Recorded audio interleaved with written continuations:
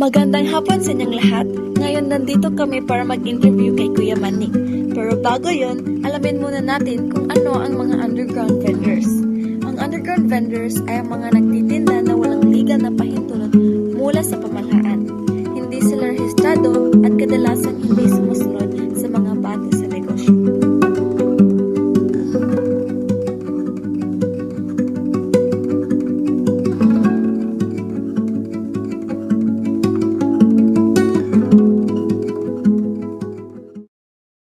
Okay, kuya. Ano po ang iyong pangalan, kuya? Pangalan ko is Junray Laludo Manlangit. Kuan. Gaano na kayo katagal nagbebenta ko? Unsan pila na mo ka years or months nag sell og money, kuya?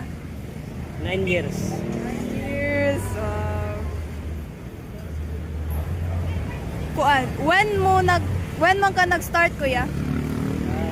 Start ko sa Lapu-Lapu. Tapos karang trigger ako ni Balindere.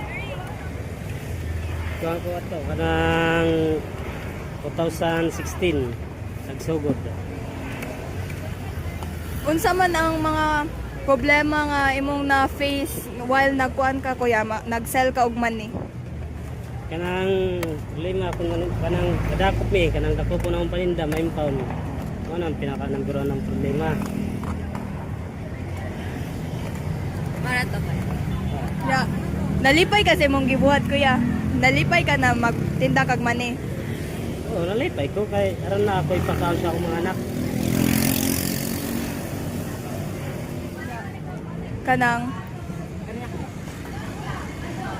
nganong nag-sell man kag money, kuya? Say mo reason. Kay kini siya, mao ni akong gipa na kuan kay mo ko lain trabaho. Hinda na lang ko kaysa man pag mangayo.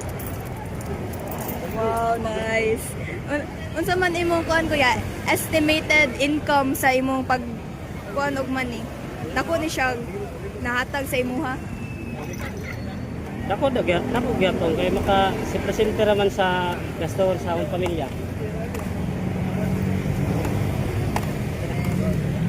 Dapat tularan. Ang mani ay ang tawag sa peanut sa Filipino. Ito ay maliit at bilog na butil na kadalasang kinakain bilang merienda o ginagamit sa pagluluto at paggawa ng dessert. Sa Pilipinas, karaniwang iniihaw o piniprito bago kainin para mas maging masarap ito. Ginagamit din ito bilang topping sa ice cream at brownies. Bukod sa masarap, mayaman din ito sa protina at enerhiya, kaya naman magandang snack ito para sa lahat.